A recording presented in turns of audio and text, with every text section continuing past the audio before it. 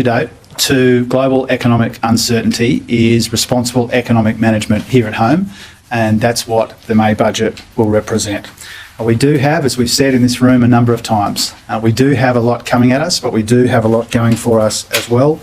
Low unemployment, high prices for our exports, and both of those things are helping the budget right now, but the pressures on the budget are intensifying after that, and that's obviously a big focus as well as we finalise the second budget to be handed down at the beginning of May.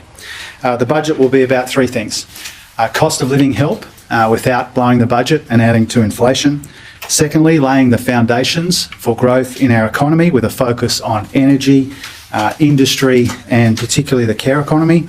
And then thirdly, doing what we can to make our people, our budget and our economy more resilient to the types of international economic shocks that we are becoming more and more accustomed to.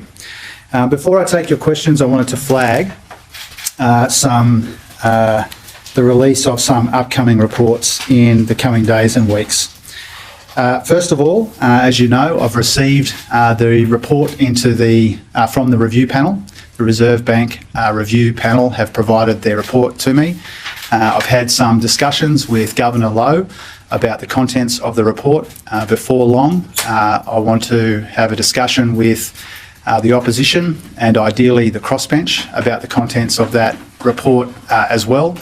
I intend to confer with my colleagues as well, but I wanted to flag that I hope to be able to release the Reserve Bank review quite soon, ideally in the next week, but certainly in the next couple of weeks.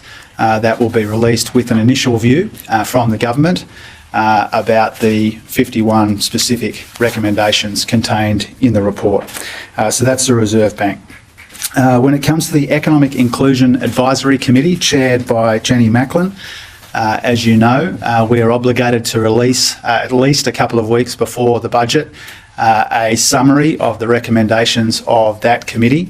I hope to be able to release that report quite soon as well, and to go beyond the obligations to release as much of that, if not the full thing, as I can. Again, ideally in the next few days, but certainly in the next couple of weeks, we will provide to you the report from that really important committee. I wanted to thank Jenny and all of the committee members for the work that they've put into it. We have received it. We do hope to release it quite soon. I wanted to flag that on Friday of this week in Brisbane, I'll be convening for the second time the Treasurer's Investor Roundtable, and the focus of this second discussion will be cleaner and cheaper energy, and particularly the investment climate in Australia and around the world when it comes to investing in cleaner and cheaper energy, broadening, diversifying our own industrial base to take advantage of the immense opportunities that come from the shift to net zero, and particularly in the context of developments in the US and around the world as well, which were a central part of the discussions that I had in Washington DC. We've made progress on the energy rebates, the household assistance for electricity bills. We've been working, as you know, for some months with our state and territory counterparts, recognising that there are different systems around the country, different pressures, different existing infrastructure when it comes to providing that assistance. And we are reaching the conclusion of those discussions. The energy assistance, household assistance and small business assistance will be a centrepiece of the May budget, but ideally I can update you on those negotiations with the states and territories before then, but certainly at the very latest in the budget, Australians will understand, depending on where they live in the country, what kind of assistance they will be receiving, who is eligible and how much assistance as well. The last point I wanted to make, and I thank you for your patience, is that I have now received advice from the Treasury about how we think differently about the commodity price assumptions in the budget.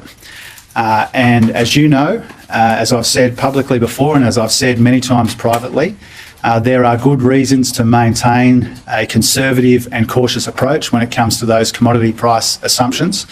I've received the advice from the Treasury about how we would go about that. They've been consulting with industry and with other experts to make sure that that advice is well-founded, and it is. My inclination is to accept the recommendations of the Treasury when it comes to changing in a moderate way, in quite a restrained way, cautious, conservative way, the way that we go about making those commodity price assumptions in the budget. You will see that on budget night, how we've gone about that. But I had indicated to some of you previously that I would let you know when I've received that advice from the Treasury. It's come from the Treasury. They have a pretty firm view and a clear view that the time is right to change those assumptions. I've indicated throughout that my preference is they may remain conservative and cautious for good reason. I'm